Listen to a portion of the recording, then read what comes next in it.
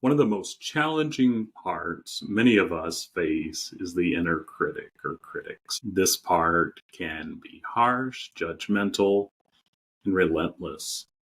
It might tell us we're not good enough, smart enough, or deserving of love and success. But here's the thing: the inner critic is not inherently bad. We know that. There are no bad parts. In fact, it's trying to protect us, often from feelings of shame, failure, or rejection. So, how do we begin to work with this inner critic rather than against it? And the answer lies, and it's probably no surprise, in self compassion. By approaching our inner critics just like we do our other parts with curiosity and kindness, we can start to understand their protective intentions and help them to soften back and relax a little and know that they don't have to work so hard. And so here's a simple exercise you can try. And I invite you to pause this recording if you need to, each time I ask you to reflect. First, find a quiet place where you can sit comfortably.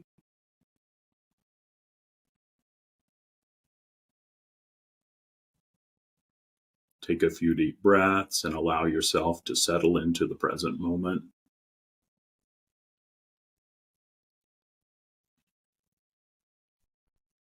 Now bring to mind a recent time when your inner critic was particularly loud.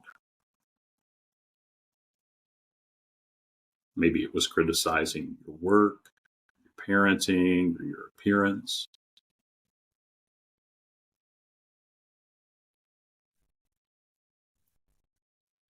Instead of pushing it away, gently acknowledge its presence.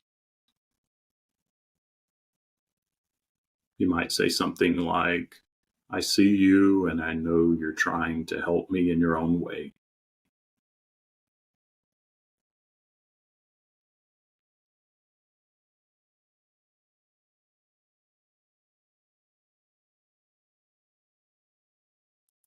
Notice how this part responds to your acknowledgement. Often just recognizing its presence can bring a sense of relief.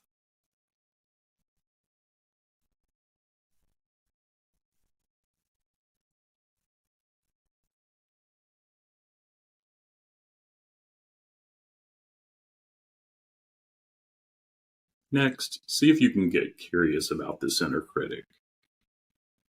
Ask it questions like, "What are you trying to protect me from?" Or, "What do you need from me?" Listen with an open heart without judgment.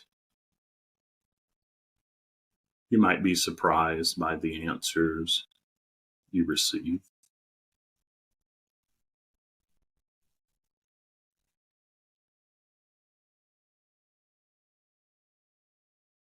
Be aware of those parts that may be chiming in that may have some resistance to the critic or the critics.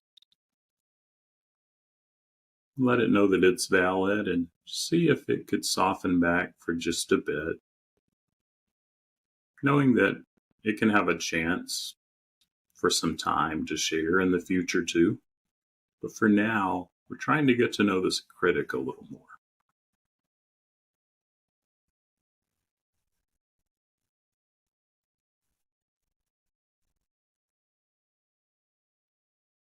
As you continue this dialogue, offer the critic some compassion if you can, even just a drop. Thank it for its efforts to protect you, even if its methods are harsh.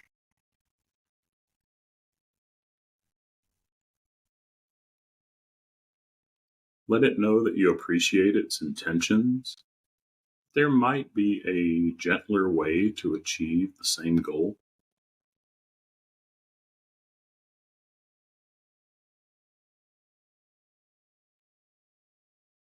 This process might take some time, and that's okay.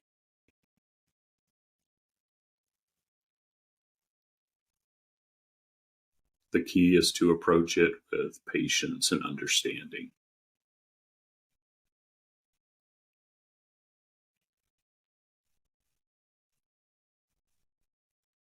And in my own work and in my practice with others, clients, I've seen incredible shifts when I start and when others start to treat their critics with compassion instead of feeling stuck in a cycle of self-criticism. They begin to experience more self-acceptance and inner peace. It's a beautiful transformation that opens up new possibilities for growth and healing.